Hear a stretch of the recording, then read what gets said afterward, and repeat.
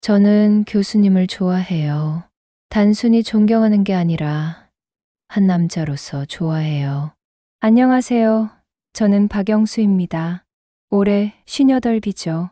지방대학에서 30년 가까이 국문학을 가르쳐 왔어요. 이제 명예퇴직을 몇 달 앞두고 있는데 솔직히 말하면 더 이상 무엇을 위해 살아야 할지 모르겠습니다. 오늘도 아침 7시에 일어나서 똑같은 루틴을 반복했어요. 화장실에서 면도를 하는데 거울 속 제 얼굴이 언제부터인가 낯설어 보이더군요. 깊게 패인 주름, 희끗희끗해진 머리카락, 그리고 생기라고는 찾아볼 수 없는 눈동자. 이게 정말 저일까요? 아내는 벌써 부엌에서 아침 준비를 하고 있었습니다. 30년을 함께 살았지만 요즘 들어 우리 사이의 대화는 거의 업무 보고 수준이에요. 여보, 오늘 몇 시에 들어와요? 글쎄, 보통 때와 비슷할 것 같은데 저녁은 집에서 먹을 거죠? 응. 이게 전부예요. 한때는 밤새도록 이야기할 게 많았던 우리인데 언제부터 이렇게 된 걸까요? 아내도 저와 마찬가지로 그저 의무감으로 하루하루를 버티고 있는 것 같습니다. 대학에 도착해서 연구실 문을 여는 순간 쌓여있는 서류 더미가 저를 맞이했어요.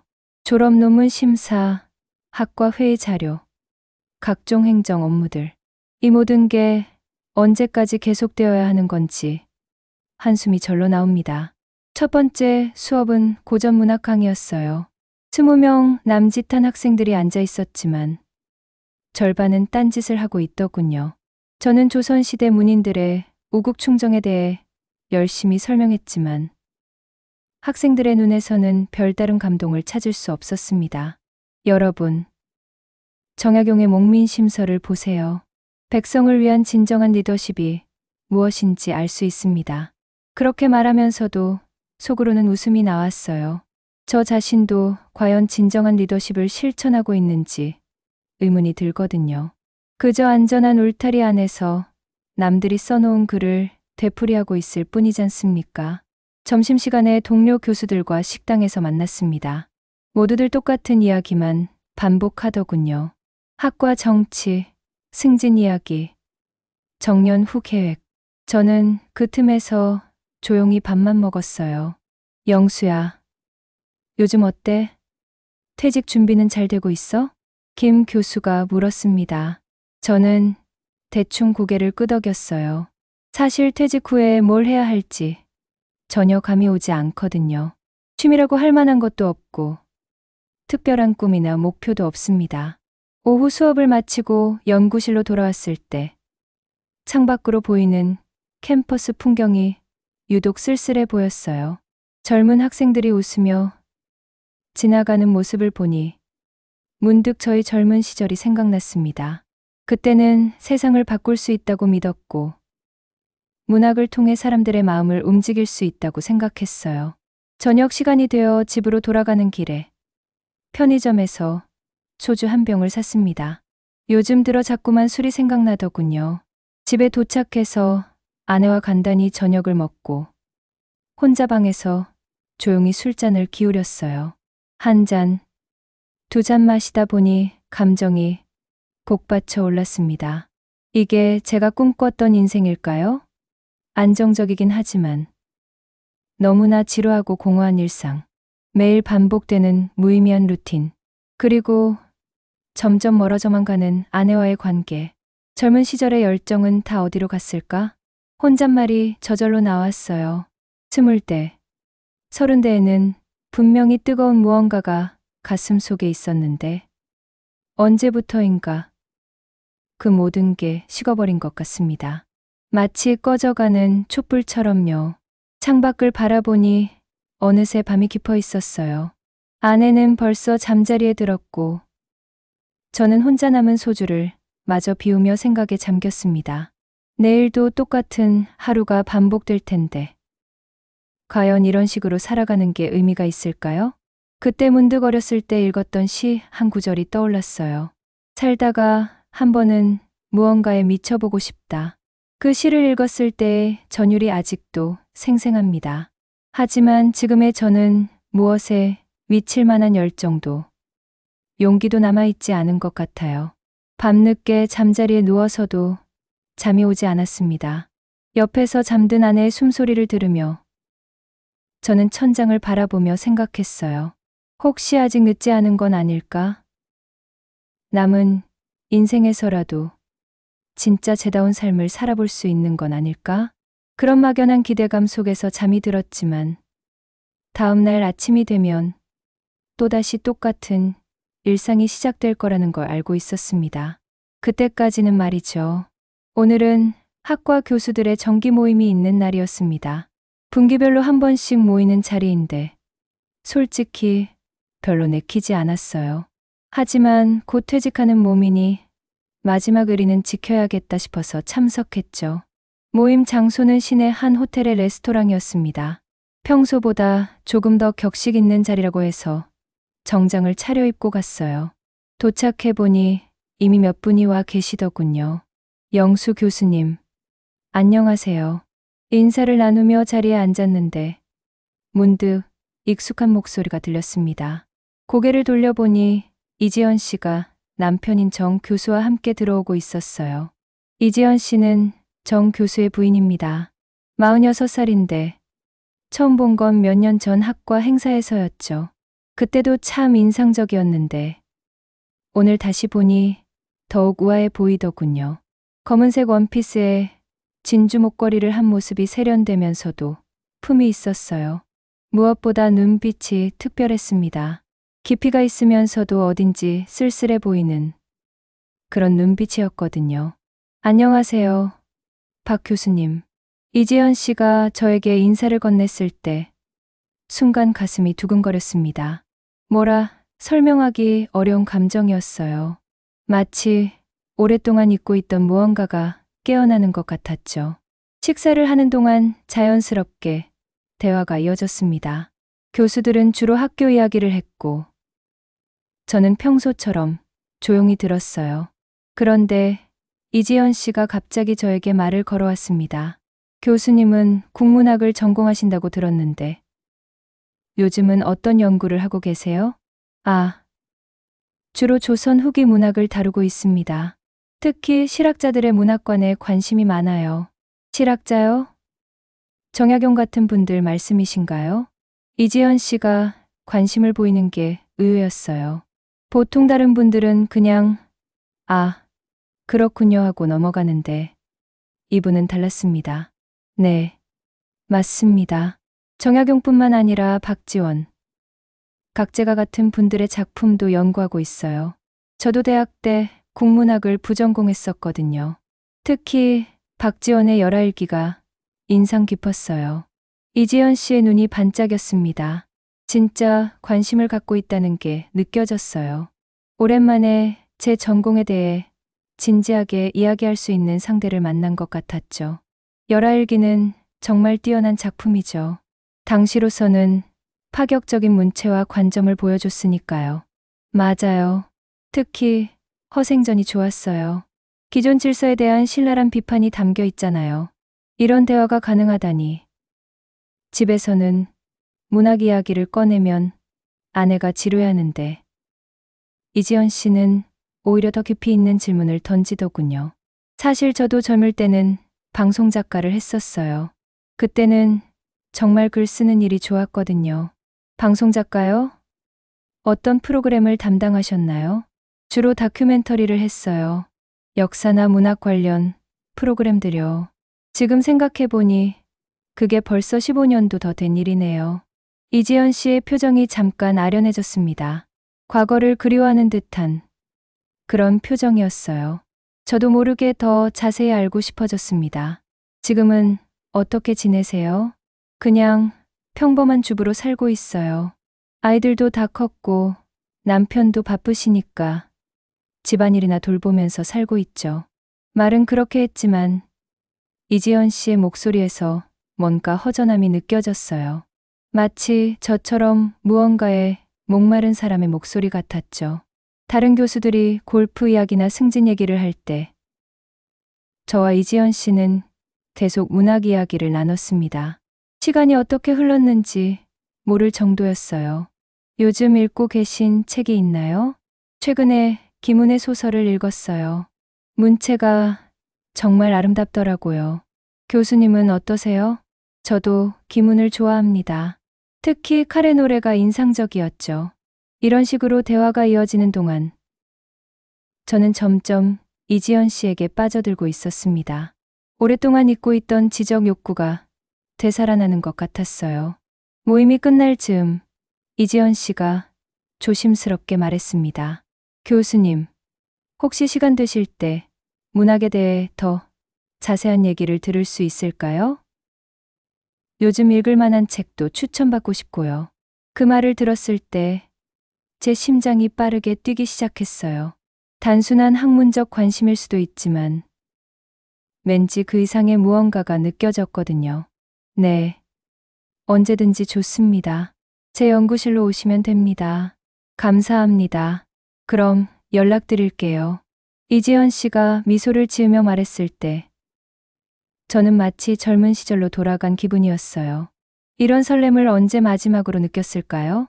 모임이 끝나고 집으로 돌아가는 길에 저는 계속 이지연 씨 생각을 했습니다. 그분의 지적인 눈빛, 세련된 말투, 그리고 어딘지 애틋한 표정이 자꾸만 떠올랐어요. 집에 도착해서 아내를 보니 평소와는 다른 감정이 들었습니다. 죄책감이라고 해야 할까요? 아니면 실망감? 아내는 여전히 TV를 보며 무표정한 얼굴로 앉아 있었어요. 모임은 어땠어요? 그냥 그랬어. 더 이상 할 말이 없었습니다. 아내에게 이지연 씨와 나눈 그 흥미진진한 대화를 들려줄 수도 없고 설렘을 나눌 수도 없었죠. 밤에 잠자리에 누워서도 잠이 오지 않았어요. 이지연 씨가 연구실로 찾아올 날을 생각하니 가슴이 두근거렸습니다. 동시에 이런 감정을 갖는 제 자신이 부끄럽기도 했고요.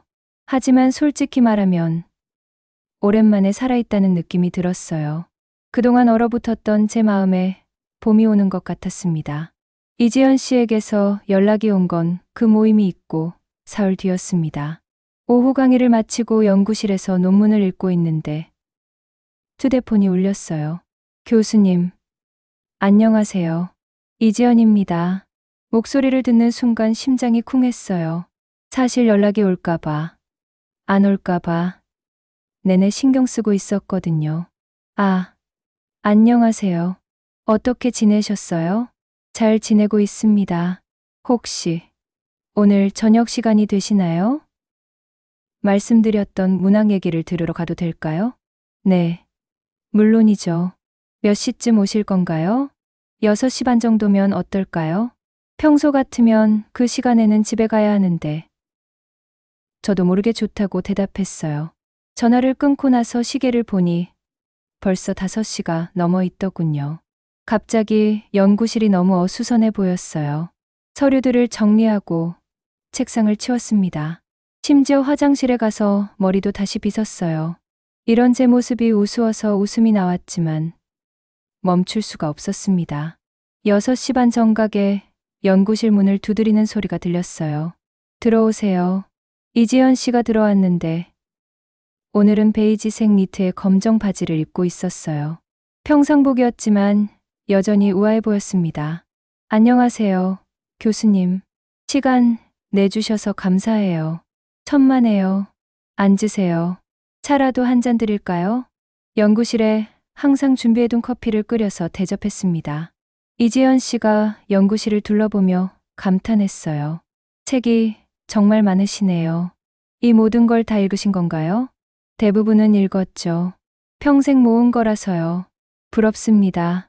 저도 예전에는 책을 많이 읽었는데 요즘은 영 시간이 나지 않아서요. 이지연 씨의 표정에 아쉬움이 스쳤어요. 그 모습을 보니 왠지 마음이 짠했습니다. 어떤 책들을 읽고 싶으세요? 요즘 소설을 다시 읽고 싶어요. 특히 우리나라 현대소설 중에서 정말 잘 쓴 작품들을요. 저는 서가에서 몇 권의 책을 꺼내서 추천해드렸어요. 박완서, 윤은길, 이청준의 작품들이었죠. 책을 넘겨보는 이지연 씨의 모습이 진지하고 아름다워 보였습니다. 이 작가들의 작품은 어떤 특징이 있나요? 박완서는 여성의 시각으로 일상을 세밀하게 그려내는 게 뛰어나고, 윤은길은 서민들의 애환을 담담하게 표현하죠. 이청준은 좀 더 철학적이고 상징적인 작품을 많이 썼고요.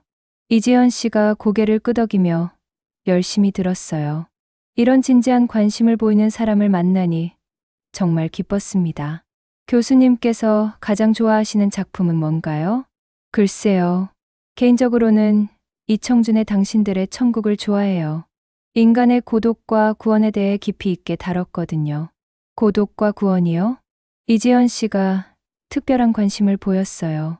그 말에 뭔가 동감하는 것 같았거든요. 네. 현대인들이 느끼는 근본적인 외로움과 그걸 극복하려는 노력에 대한 이야기예요. 저도 요즘 그런 생각을 많이 해요. 사람은 결국 혼자인 건 아닌가 하는 생각을요. 이지연 씨의 목소리가 갑자기 낮아졌어요. 뭔가 개인적인 이야기를 꺼내는 것 같았죠. 왜 그런 생각을 하시게 됐나요? 글쎄요. 나이가 들면서 그런 것 같아요. 결혼하고 아이들 키우고 남편 뒷바라지하면서 살다 보니까 정작 저 자신은 어디 있는지 모르겠어요.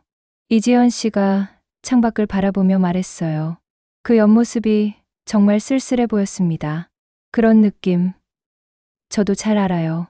제가 말하자 이지연 씨가 저를 바라봤어요. 눈빛에 놀라움과 동시에 동질감이 느껴졌죠. 교수님도 그러세요? 네. 요즘 특히 그래요. 퇴직을 앞두고 있어서 그런지 제 인생이 뭐였나 싶어요. 교수님은 그래도 의미 있는 일을 하셨잖아요. 학생들을 가르치고 연구도 하시고. 그렇게 보일 수도 있지만 사실 저도 그냥 관성으로 살아온 것 같아요. 진짜 제가 원했던 삶이었는지는 확신이 안 서요. 이런 진솔한 대화를 나누다 보니 시간이 정말 빨리 흘렀어요. 어느새 밖이 완전히 어두워져 있더군요. 벌써 이렇게 늦었네요. 집에 가셔야 하는 거 아니에요? 이지연 씨가 시계를 보며 말했어요. 하지만 일어날 기미는 보이지 않더군요. 시간은 걱정 안 하셔도 돼요. 저도 이런 대화를 오랜만에 해보는 것 같아요. 저도 그래요. 이렇게 깊이 있는 얘기를 할 사람이 주변에 없거든요. 그때 이지연 씨가 갑자기 조용히 말했어요. 교수님, 솔직히 말해도 될까요? 네, 물론이죠. 저는 더 늦기 전에 나답게 살고 싶어요.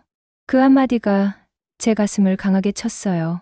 제가 평소에 하고 싶었던 말을 이지연 씨가 대신해 준 것 같았거든요. 나답게 산다는 게 어떤 의미인가요? 잘 모르겠어요.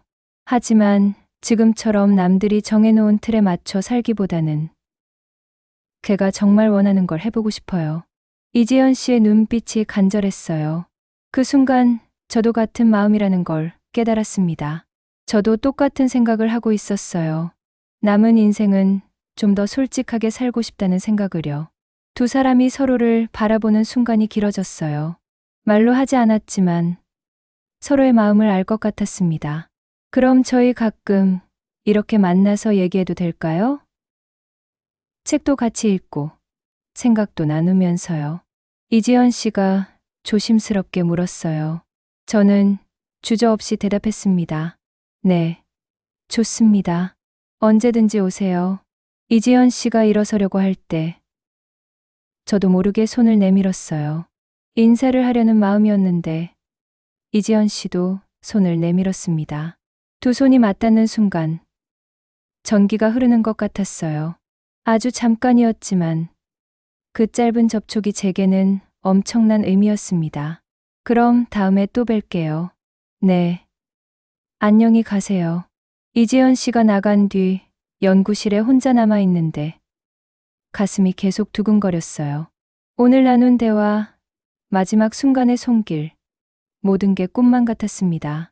집으로 돌아가는 길에 저는 완전히 다른 사람이 된 기분이었어요. 오랫동안 잠들어 있던 감정들이 깨어나고 있었습니다. 이게 바로 제가 그토록 갈망했던 것이었나 봅니다. 이지연 씨와의 만남이 계속되었습니다. 일주일에 한두 번씩 연구실로 찾아와서 책 이야기를 나누곤 했어요. 처음에는 정말 문학적인 대화만 했는데 점점 개인적인 이야기가 많아졌습니다. 교수님, 오늘은 제가 좋아하는 카페가 있는데 거기서 만나면 어떨까요? 이지연 씨가 제안했을 때 저는 잠깐 망설였어요. 연구실이 아닌 다른 곳에서 만난다는 것은 뭔가 다른 의미처럼 느껴졌거든요. 좋은 생각이네요. 어디인가요? 시내에 있는 작은 카페예요. 조용하고 분위기도 좋거든요. 그렇게 해서 우리는 처음으로 밖에서 만났습니다. 카페는 정말 아늑한 곳이었어요. 창가 구석진 자리에 앉아서 커피를 마시며 이야기를 나누는데 마치 연인 같은 기분이 들었습니다. 교수님은 결혼 생활이 행복하세요? 이지연 씨가 갑자기 물었어요. 너무 직접적인 질문이라서 당황스러웠습니다. 글쎄요. 평범하다고 해야겠죠. 이지연 씨는 어떠세요? 저도 비슷해요. 나쁘지는 않지만 그렇다고 특별히 행복하다고 느끼지도 못하겠어요. 두 사람 다 결혼 생활에 대해 솔직한 마음을 털어놓았어요. 그러면서 자연스럽게 더 가까워진 것 같았습니다. 사실 저는 요즘 이상해요. 교수님을 만나고 나서부터 집에 있을 때도 자꾸 이곳 생각이 나거든요. 이지연 씨의 고백을 들었을 때 제 심장이 미친 듯이 뛰었어요. 저 역시 똑같은 마음이었거든요. 저도 그래요. 이지연 씨와 이야기할 때가 하루 중에서 가장 즐거운 시간이에요. 그날 이후로 우리의 만남은 더욱 빈번해졌습니다. 카페에서 만나다가 때로는 조용한 레스토랑에서 저녁을 함께 하기도 했어요. 겉으로는 책과 문학에 대한 진지한 대화였지만 속으로는 서로에 대한 감정이 깊어지고 있었습니다. 한 달쯤 지났을 때 이지연 씨가 특별한 제안을 했어요. 교수님, 오늘은 제가 술을 한 잔 사고 싶어요. 괜찮으시면 조용한 곳에서 와인이나 한잔 하면서 얘기해요. 좋죠. 어디로 갈까요? 시내의 조용한 와인바를 알고 있어요. 그 와인바는 정말 분위기가 좋았어요. 조명이 은은하고 재즈 음악이 흘러나오는 곳이었습니다. 우리는 구석진 소파에 앉아서 레드와인을 마셨어요. 와인 때문인지 분위기 때문인지 이지연 씨가 평소보다 더 솔직해졌습니다. 교수님, 저 오늘 고백하고 싶은 게 있어요. 뭔가요? 저는 교수님을 좋아해요. 단순히 존경하는 게 아니라 한 남자로서 좋아해요. 그 말을 들었을 때 온 세상이 멈춘 것 같았어요. 제가 감히 바라지도 못했던 고백을 듣게 된 거죠. 이지연 씨, 저도 이런 감정을 갖게 될 줄 몰랐어요. 하지만 교수님을 만나면서 제가 얼마나 메마른 삶을 살고 있었는지 깨달았거든요. 이지연 씨의 눈에 눈물이 글썽였어요. 저는 그녀의 손을 잡았습니다. 저도 마찬가지예요. 이지연 씨를 만나고 나서야 제가 살아있다는 걸 느꼈어요. 두 사람의 손이 맞잡혔을 때 더 이상 되돌릴 수 없는 선을 넘은 것 같았습니다. 우리 이러면 안 되는 거 알아요. 하지만 멈출 수가 없어요. 제가 이지연 씨의 말을 이어받았어요. 정말 그랬거든요. 이성적으로는 안 된다는 걸 알지만 감정적으로는 도저히 멈출 수 없었습니다. 그날 밤 우리는 오랫동안 손을 잡고 앉아 있었어요. 별다른 말은 없었지만 서로의 마음을 충분히 확인할 수 있었습니다. 오늘은 너무 늦었으니까 집에 가야겠어요. 이지연 씨가 아쉬워하며 일어났어요. 저도 함께 일어나서 그녀를 배웅했습니다. 택시를 잡아주면서 마지막으로 손을 한 번 더 잡았어요. 내일 또 만나요. 네, 꼭이요. 그런데 우리가 헤어진 후 택시에서 내리는 이지연 씨를 누군가 지켜보고 있었다는 걸 그때는 몰랐어요. 바로 김도훈이었습니다. 김도훈은 제 지도를 받고 있는 대학원생이었어요. 35살로 나이는 많지만 늦게 공부를 시작한 케이스였죠. 평소에 저를 굉장히 존경한다고 말하곤 했는데 사실은 다른 속셈이 있었나 봅니다. 그는 우연히 그 장면을 목격하고는 몰래 사진까지 찍어뒀어요. 저와 이지연 씨가 손을 잡고 있는 모습, 택시에 태워주는 모습까지 말이죠. 다음 날 김도훈이 연구실로 찾아왔을 때 저는 평소와 다름없이 대했어요. 교수님, 어젯밤에 시내에서 뵙던데요? 그랬나? 언제? 와인바 앞에서요. 누구와 함께 계시던데요. 그 말을 들었을 때 등골이 서늘해졌어요. 하지만 태연한 척 했습니다. 아, 동료와 간단히 술 한잔 했어. 그렇군요. 그런데 그분이 정 교수님 부인 아니었나요? 김도훈이 미소를 지으며 말했을 때 저는 완전히 당황했어요. 이미 다 들켰다는 뜻이잖아요. 뭔 소리야? 그냥 우연히 만나서 인사만 한 거야. 네, 그렇겠죠. 아무튼 조심하세요. 요즘 세상이 무섭잖아요. 김도훈이 나간 후 저는 한동안 멍하니 앉아 있었어요. 이미 누군가에게 들킨 거라면 앞으로 어떻게 해야 할까요? 하지만 이재현 씨에 대한 마음은 멈출 수가 없었어요. 오히려 위험하다는 생각이 들수록 더 간절해졌습니다.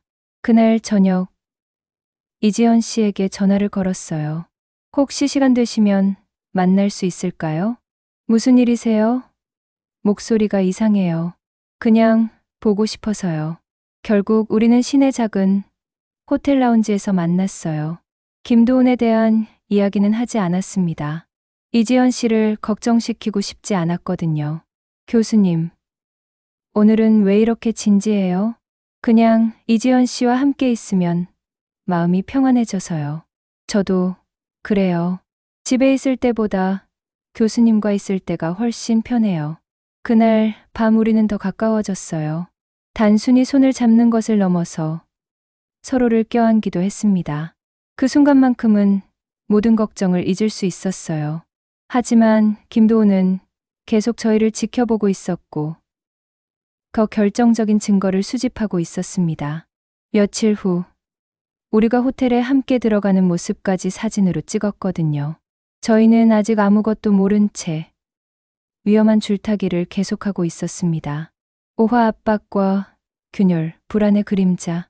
김도훈이 본격적으로 움직이기 시작한 건 우리의 관계가 깊어진 지 한 달쯤 후였어요. 그날 오후 연구실에서 논문을 보고 있는데 문을 두드리는 소리가 났습니다. 교수님, 들어가도 될까요? 김도훈이었어요. 평소와는 다른 분위기였습니다. 뭔가 자신만만한 표정이었거든요. 들어와, 교수님. 오늘은 개인적으로 드릴 말씀이 있어서 왔습니다. 김도훈이 문을 닫고 제 앞에 앉았어요. 그리고는 휴대폰을 꺼내서 화면을 제게 보여줬습니다. 사진이었어요. 저와 이지연 씨가 와인바에서 손을 잡고 있는 모습. 호텔 앞에서 함께 걸어가는 모습이 선명하게 찍혀 있었습니다. 이게 뭐지? 최대한 태연한 척 했지만 속으로는 식은땀이 흘렀어요. 교수님께서는 정말 로맨틱하시네요. 정 교수님 부인과 이렇게 깊은 관계이실 줄 몰랐어요. 김도훈의 목소리에서 비아냥이 느껴졌어요. 이제 더 이상 숨길 수도 없는 상황이었습니다. 내가 원하는 게 뭐야? 별거 아닙니다. 저를 도와주시면 되거든요. 어떻게? 제가 곧 박사 논문 심사를 받아야 하잖아요. 그리고 졸업 후에는 어디 대학에 취직도 해야 하고요. 김도훈의 속셈이 보였어요. 저를 이용해서 자신의 출세길을 열려는 거였습니다. 논문 심사는 공정하게 이루어져야 해. 물론이죠. 하지만 교수님의 적극적인 지원이 있다면 더 수월하겠죠. 그리고 취직할 때도 추천서 한 통이면 될 텐데요. 그게 안 되면 어쌀 거야? 글쎄요. 이 사진들이 정 교수님께 전달되면 어떻게 될까요? 아니면 학교 게시판에 올라가면요? 협박이었어요. 노골적이고 치졸한 협박이었습니다. 하지만 저는 어쩔 수 없었어요. 이지연 씨까지 피해를 볼 수는 없었거든요. 알겠어. 하지만 과도한 요구는 하지 마. 감사합니다, 교수님. 역시 현명하신 분이에요. 김도훈이 웃으며 나갔을 때 저는 의자에 주저앉았어요. 이런 일이 생길 줄 알았다면 애초에 시작하지 말았어야 했는데 이미 늦었습니다. 그날 저녁 이지연 씨에게 전화를 걸어서 급히 만나자고 했어요. 이 사실을 알려줘야 했거든요. 카페에서 만난 이지연 씨에게 김도훈의 협박에 대해 모든 걸 털어놨습니다. 어떻게 이런 일이. 이지연 씨의 얼굴이 창백해졌어요. 우리가 너무 방심했나 봐요. 앞으로는 더 조심해야 해요. 조심한다고 해결될 문제가 아니에요. 이미 증거를 잡혔잖아요. 이지연 씨가 떨리는 목소리로 말했어요. 저도 어떻게 해야 할지 막막했습니다. 일단 김도훈의 요구대로 해줄 수밖에 없어요. 그리고 당분간은 만나지 말아요. 그럼 우리 관계는 어떻게 되는 거예요? 모르겠어요. 일단 상황을 지켜봐야죠. 그날 밤 헤어질 때 두 사람 모두 울고 있었어요. 이렇게 아름답게 시작된 관계가 이런 식으로 위협받을 줄 몰랐거든요. 하지만 김도훈의 압박은 계속되었습니다. 논문 심사에서 후한 점수를 주라는 것은 물론이고 다른 교수들에게도 좋은 말을 해달라고 했어요. 교수님, 제 논문이 어떤 것 같아요? 객관적으로 평가하면 보통 수준이야. 그런데 심사에서는 좋은 점수를 받을 수 있겠죠? 최선을 다해보겠어. 이런 대화를 나눌 때마다 자존심이 상했어요. 평생 원칙적으로 살아온 제가 이런 타협을 하게 될 줄 몰랐거든요. 더 심각한 문제는 집에서였어요. 아내가 제 변화를 눈치채기 시작한 거예요. 당신 요즘 이상해요. 뭐가? 전화도 자주 받고 늦게 들어올 때도 많고. 무슨 일 있어요? 별일 없어. 그냥 연구 때문에 바빠서 그래. 정말요?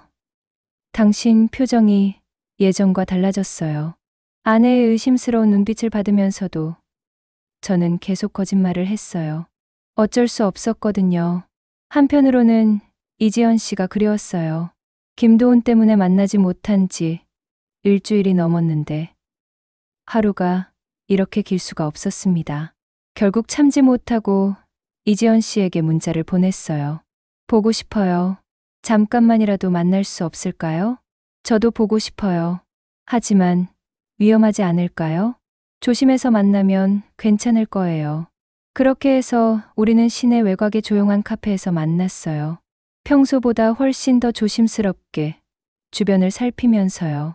교수님, 이런 식으로 계속 만날 수는 없어요. 그럼 어떻게 해야 하죠? 모르겠어요.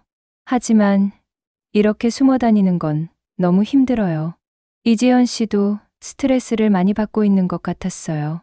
얼굴도 많이 상해 보였고 평소의 밝은 모습도 찾아볼 수 없었습니다. 조금만 더 참아요. 김도훈이 졸업하면 상황이 나아질 거예요. 그게 언제인데요? 그리고 졸업한다고 해서 끝날까요? 이지연 씨 말이 맞았어요. 김도훈 같은 인간은 한번 약점을 잡으면 계속 이용하려 들 거예요. 그래도 지금으로서는 다른 방법이 없어요. 그날도 우리는 무거운 마음으로 헤어졌어요. 사랑하는 사이임에도 불구하고 마음 편히 만날 수 없다는 게 이렇게 고통스러울 줄 몰랐습니다. 집에 돌아와서 저녁을 먹는데 아내가 또 이상한 질문을 했어요. 당신 혹시 다른 여자 있어요? 갑자기 무슨 소리야? 그냥 느낌이 그래요. 당신이 변했어요. 무슨 말도 안 되는 소리를. 하지만 아내의 직감은 생각보다 예리했어요. 저도 모르게 행동에 변화가 있었나 봅니다. 그날 밤 잠자리에 누워서도 잠이 오지 않았어요. 김도훈의 협박, 아내의 의심, 그리고 이지연 씨에 대한 그리움이 뒤섞여서 머릿속이 복잡했습니다. 이런 상황이 언제까지 계속될까요? 그리고 과연 해피엔딩이 가능할까요? 저는 점점 더 깊은 수렁으로 빠져들고 있었습니다. 육화 파국의 서막, 의심과 질투, 김도훈의 압박이 계속되는 가운데 더 큰 문제가 생겼어요. 정 교수, 즉 이지연 씨의 남편이 뭔가 눈치를 채기 시작한 거예요. 그날은 학과 회의가 있었는데 회의가 끝난 후 정 교수가 저에게 다가왔어요. 영수야, 잠깐 얘기 좀 하자. 무슨 일이야? 우리 집 사람이 요즘 이상해서 말이야. 순간 심장이 쿵했어요. 드디어 들킬 때가 온 건가 싶었죠. 뭐가 이상한데? 요즘 자주 나가더라고. 친구 만난다고 하는데 전에는 그렇게 사교적이지 않았거든. 그럴 수도 있지. 나이 들면서 취미도 생기고 그러는 거 아니야? 최대한 자연스럽게 대답했지만 속으로는 식은땀이 났어요. 그런가? 그런데 집에 와서도 표정이 이상해. 뭔가 숨기는 것 같고. 너무 예민하게 생각하지 마. 부부간에도 개인적인 공간이 필요하잖아. 그래도 이상해. 전화도 자주 받고 문자도 많이 오고 누구랑 그렇게 연락을 많이 하는지 궁금하더라고. 정 교수의 의심이 점점 커지고 있다는 게 느껴졌어요. 이 상황을 어떻게 넘겨야 할지 막막했습니다. 혹시 영수야, 우리 집사람이 누구랑 만나는지 알아? 내가 어떻게 알겠어? 나도 바빠서 다른 사람 일까지 신경 쓸 여유가 없어. 그날 이후로 정 교수의 감시가 더 심해졌어요. 이지연 씨에게 전화해서 확인하고 외출할 때마다 어디 가는지 물어보기 시작했거든요. 이지연 씨가 저에게 급히 연락을 했어요. 교수님, 큰일이에요. 남편이 저를 의심하고 있어요. 어떻게 알았어요? 계속 제 행동을 체크해요. 오늘도 어디 갔다 왔냐고 자세히 물어보더라고요. 당분간은 정말 조심해야겠어요. 네, 알아요. 하지만 너무 힘들어요. 이지연 씨 목소리에서 스트레스가 느껴졌어요. 저도 마찬가지였지만 여자 입장에서는 더 힘들 거라는 생각이 들었죠. 며칠 후 더 심각한 일이 벌어졌어요. 정 교수가 이지연 씨를 미행하기 시작한 거예요. 그날 이지연 씨와 저는 시내 카페에서 만나기로 했어요. 오랜만에 만나는 거라 기대하고 있었는데 이지연 씨가 급하게 전화를 했습니다. 교수님, 지금 못 만나요. 남편이 뒤따라오고 있어요. 뭐라고요? 차를 타고 제 뒤를 따라오고 있어요. 어떻게 하죠? 일단 다른 곳으로 가세요. 평소 가던 곳 말고 전혀 다른 곳으로요. 네, 알았어요. 그날 우리는 만나지 못했어요. 정 교수의 의심이 이 정도까지 커진 줄 몰랐거든요. 집에서도 상황이 악화되고 있었어요.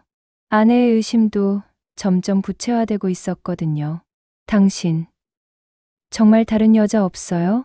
아내가 또 물었을 때 저는 화를 내며 반박했어요. 몇 번을 말해야 해? 그런 거 없다고. 그럼 왜 이렇게 달라졌어요? 전화도 많이 받고, 늦게 들어오고, 연구 때문이라고 했잖아. 무슨 연구가 그렇게 바빠요?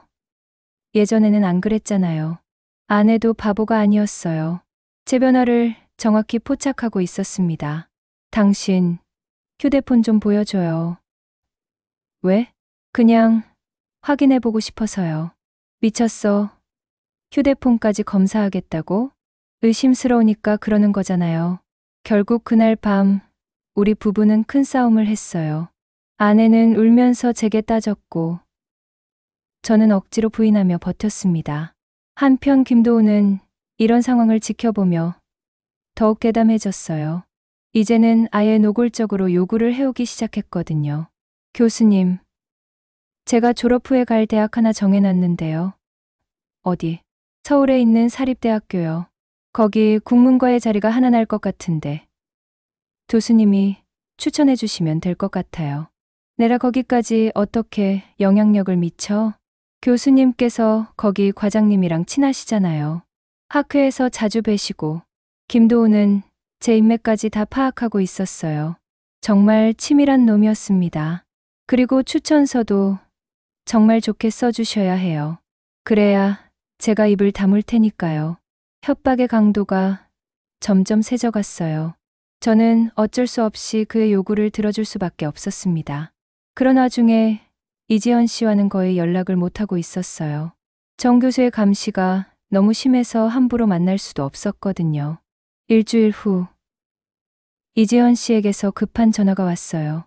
교수님, 저 정말 견딜 수가 없어요. 무슨 일이에요? 남편이 제 휴대폰을 뒤져봤어요. 다행히 교수님과의 메시지는 다 지워뒀지만 계속 의심하고 있어요. 조금만 더 참아요. 곧 상황이 나아질 거예요. 언제요? 이런 식으로 살 수는 없어요. 이지연 씨의 절망적인 목소리를 들으니 마음이 아팠어요. 저 때문에 이런 고생을 하고 있는 거잖아요. 우리 한 번만 더 만나요. 조심스럽게요. 너무 위험해요. 그래도 이대로는 안 되겠어요. 앞으로 어떻게 할지 결정해야죠. 결국 우리는 시 외곽의 조용한 펜션에서 만나기로 했어요. 아무도 모르는 곳에서 마지막으로 진솔한 대화를 나누고 싶었거든요. 펜션에 도착했을 때 이지연 씨는 이미 와 있었어요. 그런데 얼굴이 많이 상해 보였습니다. 많이 힘들었죠? 네. 정말 힘들었어요. 집에 있어도 감옥에 있는 것 같아요. 우리는 펜션 안의 작은 카페에 앉아서 이야기를 나눴어요. 주변에는 아무도 없어서 마음 놓고 얘기할 수 있었습니다. 이제 어떻게 해야 할까요? 모르겠어요. 김도훈의 협박도 계속되고 남편의 의심도 커지고 제가 모든 걸 책임질게요. 이지연 씨는 평범한 일상으로 돌아가세요. 그게 가능할까요? 이미 너무 많이 와버렸는데. 이지연 씨 말이 맞았어요. 이미 선을 넘은 상황에서 예전으로 돌아가기는 어려웠습니다. 그럼 어떻게 하고 싶어요? 솔직히 교수님과 함께 있고 싶어요. 하지만 현실적으로 불가능하잖아요. 불가능한 건 아니에요. 방법이 있을 거예요. 무슨 방법이요? 이혼을 하는 거죠. 저도 아내와 이혼하고 이지연 씨도 정 교수와 이혼해서 우리끼리 살면 되잖아요. 그 말을 하면서도 저 자신이 놀랐어요. 이런 극단적인 생각을 하게 될 줄 몰랐거든요. 그게 가능할까요? 저희 나이에 그런 결정을 한다는 게 나이는 중요하지 않아요. 남은 인생을 행복하게 사는 게 더 중요하죠. 하지만 주변 사람들이 뭐라고 할까요? 그런 건 신경 쓰지 말아요. 남들 눈치 보면서 살 수는 없잖아요. 그날 밤 우리는 오랫동안 미래에 대해 이야기했어요. 물론 실현 가능성은 낮았지만 희망적인 상상을 해보는 것만으로도 위안이 되었습니다. 하지만 현실은 그리 호락호락하지 않았어요. 다음 날 학교에 갔더니 김도훈이 기다리고 있었거든요. 교수님, 어제 어디 가셨나요? 왜? 그냥 궁금해서요. 혹시 이지연 씨와 만나신 건 아니죠? 김도훈이 웃으며 말했을 때 온몸에 소름이 돋았어요. 이놈이 저희를 계속 감시하고 있었나 봅니다. 내가 무슨 권리로 내 사생활을 캐물어? 권리요? 저한테는 이런 권리가 있죠. 김도훈이 휴대폰을 꺼내서 화면을 보여줬어요. 어제 펜션에서 찍은 사진이었습니다. 저와 이지연 씨가 함께 들어가는 모습이 선명하게 찍혀 있었어요. 이제 정말 결정적인 증거가 생겼네요. 이 사진이 정 교수님께 가면 어떻게 될까요? 저는 완전히 김도훈의 소나기에 들어간 거나 마찬가지였어요. 이제 더 이상 저항할 힘도 없었습니다. 내가 원하는 게 뭐야? 별거 아니에요. 제가 원하는 대학에 취직할 수 있도록 도와주시면 됩니다. 그리고 앞으로도 계속 저를 도와주시고요. 계속이라니? 네. 저도 출세를 해야죠. 교수가 되려면 교수님 같은 분의 지원이 필요하거든요. 김도훈은 단순히 졸업만을 노리는 게 아니었어요. 저를 평생 이용하려는 계획이었습니다. 그날 집에 돌아왔을 때 아내가 심각한 표정으로 저를 기다리고 있었어요. 앉아요. 왜 그래? 오늘 정 교수님이 전화하셨어요. 순간 머릿속이 하얘졌어요. 정 교수가 무슨 말을 했을까요? 뭐라고 하던데? 당신이 자기 부인과 이상한 관계라고 하더라고요. 결국 들킬 때가 온 거였어요. 정 교수가 아내에게까지 연락을 한 거라면 이제 더 이상 숨길 수 없는 상황이었습니다. 그런 말을 했다고? 네. 증거도 있다고 하던데요. 무슨 증거? 사진이요.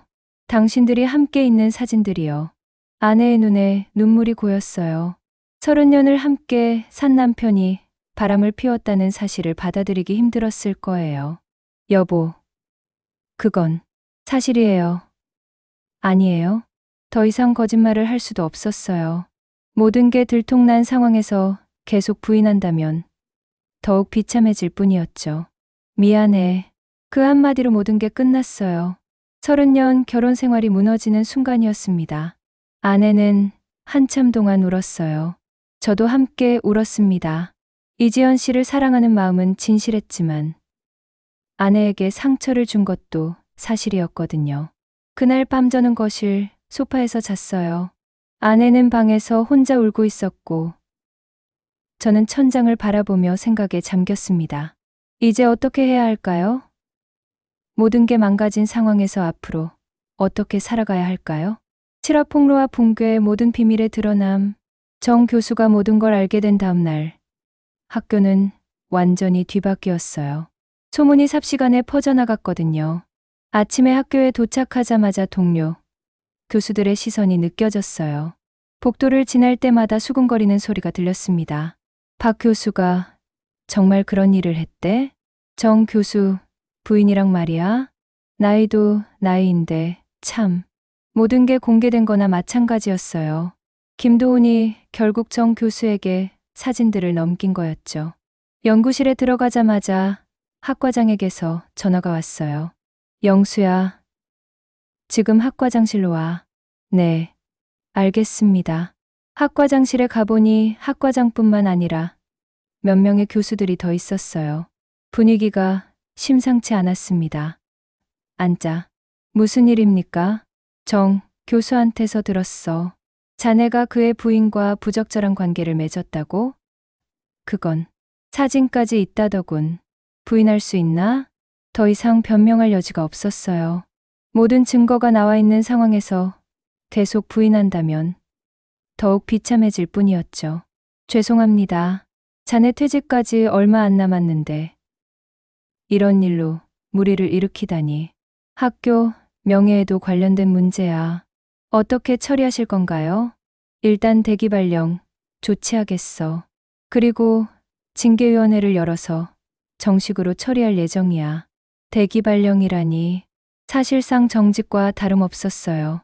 퇴직을 몇 달 앞두고 이런 치욕을 당하게 될 줄 몰랐습니다. 학과장실에서 나와서 연구실로 돌아가는 길에 학생들의 시선도 느껴졌어요. 벌써 학생들 사이에도 소문이 퍼진 것 같았습니다. 연구실에서 짐을 정리하고 있는데 김도훈이 찾아왔어요. 교수님, 안타깝네요. 내가 한 짓이잖아. 저는 아무것도 안 했어요. 정 교수님이 알아서 찾아낸 거죠. 김도훈이 뻔뻔하게 말했어요. 하지만 저는 이미 모든 걸 포기한 상태였습니다. 그래, 내 목적은 달성했으니까 이제 만족하겠지. 목적이요? 저는 그냥 진실이 밝혀진 걸 다행으로 생각할 뿐이에요. 진실? 내가 협박해서 만든 상황이잖아. 증명할 수 있나요? 저는 아무런 협박도 한 적이 없는데요. 김도훈은 끝까지 발뺌을 했어요. 어차피 협박에 대한 증거는 없었으니까요. 그날 오후 이지연 씨에게서 전화가 왔어요. 교수님, 어떻게 이런 일이. 미안해요. 제가 조심하지 못해서. 저희 집이 난리예요. 남편이 완전히 돌아버렸어요. 많이 힘들죠? 네.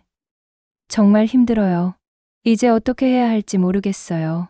이지연 씨의 목소리에서 절망이 느껴졌어요. 저 때문에 이런 고생을 하게 만든 것 같아서 죄책감이 들었습니다. 일단 진정하고 상황을 지켜봐요. 상황을 지켜본다고요? 이미 모든 게 끝났잖아요. 아직 끝난 게 아니에요. 방법이 있을 거예요. 하지만 사실 저도 어떻게 해야 할지 막막했어요. 모든 게 무너진 상황에서 무엇을 할 수 있을까요? 그날 저녁 집으로 돌아갔을 때 아내가 짐을 싸고 있었어요. 뭐 하는 거야? 친정에 가려고요. 언제까지? 모르겠어요. 당분간은 얼굴도 보기 싫어요. 아내의 차가운 말투에 가슴이 아팠어요. 30년을 함께 산 사이였는데 이런 식으로 끝나게 될 줄 몰랐거든요. 여보, 미안해. 정말 미안해. 미안하다고 해서 달라지는 게 있나요? 나도 어떻게 된 건지 모르겠어. 그냥 갑자기 갑자기요? 불륜이 갑자기 생기나요? 아내가 화를 내며 말했어요. 당연한 반응이었죠. 배신감과 분노로 가득했을 거예요. 용서해 줄 수 없어? 지금은 안 되겠어요. 시간이 필요해요. 아내가 짐을 들고 나가는 모습을 보며 저는 정말 모든 걸 잃었다는 걸 깨달았어요. 다음 날 학교에서는 징계위원회가 열렸어요. 저는 위원들 앞에서 모든 경위를 설명해야 했습니다. 박 교수, 이번 일에 대해 어떻게 생각하나? 변명의 여지가 없습니다. 제가 잘못했습니다. 동료 교수의 부인과 부적절한 관계를 맺은 것이 사실인가? 네, 사실입니다. 학교 명예를 실추시킨 것에 대해서는 어떻게 생각하나? 깊이 반성하고 있습니다. 징계위원회의 결론은 명예퇴직 취소와 해임이었어요. 30년 교직 생활이 이런 식으로 끝나게 된 거죠. 그날 오후 정 교수를 마주쳤어요. 복도에서 우연히 만났는데 그의 눈빛이 차가웠습니다. 자네 때문에 우리 가정이 완전히 망가졌어. 정말 미안해. 미안하다고. 30년 친구였는데 어떻게 이럴 수 있어? 정 교수의 목소리에 분노와 배신감이 가득했어요. 저도 할 말이 없었습니다. 이지연이는 어떻게 할 거야? 당연히 이혼이지. 더 이상 같이 살 수 없어. 그럼 아이들은? 아이들도 엄마를 원망하고 있어. 자기들 체면이 다 깎였다고. 이지연 씨 가족도 완전히 무너진 거였어요. 저 때문에 이런 일이 벌어진 거죠. 그날 밤 이지연 씨와 마지막으로 통화를 했어요. 교수님, 저 이제 정말 끝인 것 같아요. 뭐라고 해야 할지 모르겠어요. 정말 미안해요. 미안하다고 하지 마세요. 저도